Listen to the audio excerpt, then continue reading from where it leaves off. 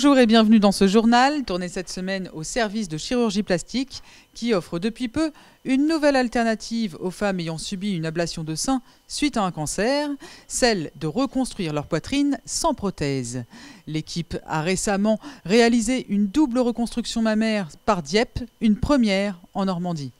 Alors ça fait 2 ans qu'on propose cette technique au CHU de Rouen, mais c'est la première fois qu'en même temps, en une seule intervention, on fait l'ablation des 2 seins en collaboration avec les gynécologues, le docteur Oden, et on reconstruit en même temps, avec 2 lambeaux libres, donc 2 temps microchirurgicaux, la poitrine de la patiente.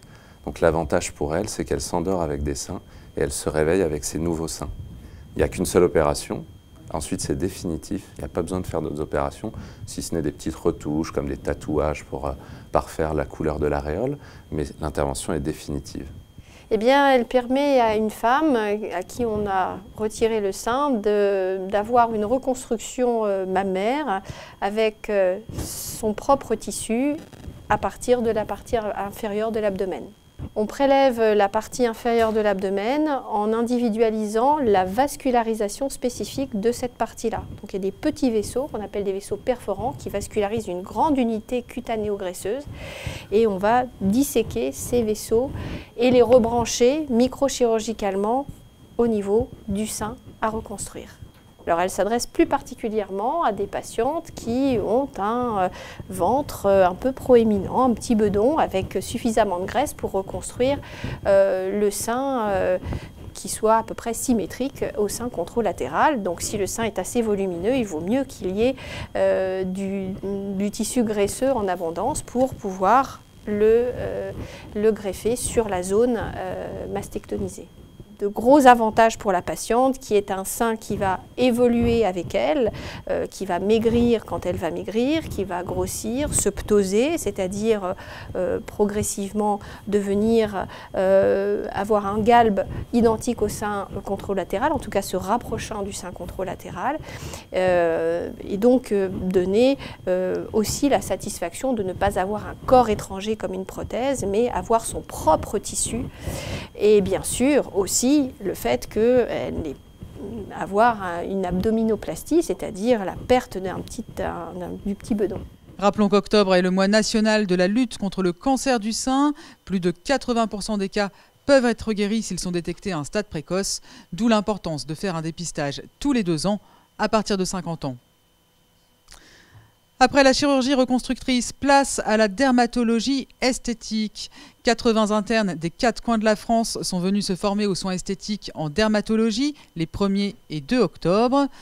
Peeling, maquillage médical correcteur, traitement des angiomes, correction des rides, des cicatrices ou encore des lésions cutanées liées à l'âge.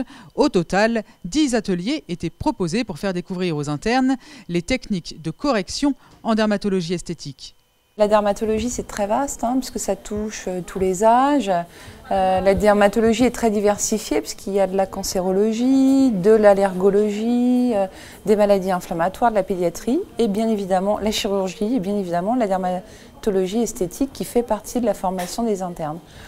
On forme actuellement nos internes pour l'hôpital, mais il ne faut pas oublier qu'une partie des internes iront en ville aussi et que peut-être ils auront besoin ou envie de développer cette activité-là. Après, ils sont formés et c'est à eux de choisir s'ils vont continuer, en faire ou pas. Les critères, c'est l'épaisseur de la peau.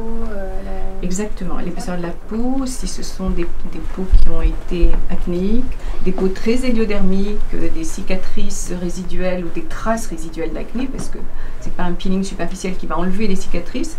Par contre, au niveau des traces résiduelles, on estompe les traces résiduelles d'acné, même anciennes. En fait, c'est la journée d'aujourd'hui, c'est intéressant, c'est d'avoir une vraie mise en pratique. Par exemple, envoyer les peelings à l'instant, c'est de voir que souvent c'est assez abstrait ces choses quand on les lit dans les bouquins. Et là, ça aide vachement pour après se lancer quand on est tout seul, pour pouvoir se lancer sur des gestes esthétiques. Il y a plusieurs ateliers dans la journée, donc on a commencé par le maquillage médical correcteur, après là on a fait les peelings, après on aura les injections de toxines et des produits de comblement et les lasers. Donc au final, ça fait un beau panel sur 2 jours, c'est assez intéressant. Ouais. Oui, pour moi c'était plus d'avoir un peu une idée de à quoi ça ressemblait, comment on faisait, quelles étaient les indications, parce que c'est vrai que les patients ils nous en parlent, on ne sait pas du tout y répondre, donc c'est intéressant. Intégrer la dimension esthétique dans le cursus de formation des dermatologues permettra à ces futurs professionnels d'assurer une prise en charge globale des traitements de la peau et de répondre ainsi à la demande croissante des patients. Le CHU Hôpitaux de Rouen a également accueilli le 5 octobre les nouveaux internes nommés en Haute-Normandie. 260 étudiants en médecine ou en pharmacie ont rencontré les personnes qui les accompagneront dans leur nouvelle vie professionnelle. Cette journée fut l'occasion de répondre à toutes les questions que peuvent se poser les futurs médecins sur leur cursus avant d'être répartis dans les différents centres hospitaliers de la région. Un autre sujet, toujours sur le thème de la formation. Une 14e école a ouvert ses portes au sein de l'espace régional de formation des professions de santé. La région et le CHU ont ouvert le 29 septembre un institut de formation en psychomotricité, le premier institut public en Seine-Maritime. Donc, cette formation s'adresse aux étudiants qui ont le bac. Généralement, c'est des personnes qui ont fait une classe préparatoire parce qu'il y a un concours d'entrée. Voilà. Donc le concours d'entrée, c'est une épreuve de français, une épreuve de biologie. Donc on a des étudiants qui sont un petit peu de différents circuits, ils viennent du littéraire, de bac S, ils ont fait des classes prépa, des fois ils ont fait médecine. Donc là on a un petit peu de tout cette année. Au niveau des âges, c'est pareil, parce qu'on a des étudiants qui ont à peine 19 ans et d'autres qui en ont 25, 27. Donc du coup c'est assez diversifié. Alors la formation dure 3 ans. Et elle est sanctionnée par un diplôme d'État. Donc en 3e année, ils auront un mémoire à faire et une mise en situation professionnelle. Donc le métier de psychomotricien, c'est quelque chose d'assez diversifié. Donc du coup, c'est vrai que la formation, elle est assez riche, surtout en première année. Donc ils ont pas mal de choses à apprendre. Il y a de l'anatomie, il y a de la physiologie, de la psychologie, de la psychiatrie. Et puis bien sûr, à proprement parler, la psychomotricité qui commence à aborder. En sachant qu'on commence toujours par le tout petit.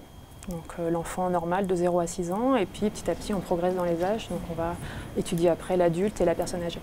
Une formation qui permettra à terme d'augmenter le nombre de praticiens en Haute-Normandie. Revenons maintenant sur les trophées Innovasoins, concours annuel destiné à valoriser les innovations des équipes paramédicales du CHU. Plus de 7000 votes ont été recueillis sur la plateforme de vote en ligne, un succès grandissant chaque année. Cette 7e édition s'est clôturée par une journée d'échange avec le public le 6 octobre, à l'issue de laquelle les 3 meilleures innovations ont été récompensées. L'imagerie médicale a remporté le premier prix pour la vidéoprojection en IRM pédiatrique. En 2e position, les diététiciennes du pôle 3R pour le manger-main, le plaisir au bout des doigts. Et enfin, le 3e prix a été remis au pôle EHPAD USLD pour leur projet « Prendre soin de soi pour mieux prendre soin des autres à l'hôpital de Wassel ». Projet que vous pouvez revoir sous forme de film sur la chaîne YouTube du CHU Hôpitaux de Rouen, rubrique « Trophée Innovasoins ». Place maintenant au sport et plus particulièrement à l'activité physique liée au surpoids.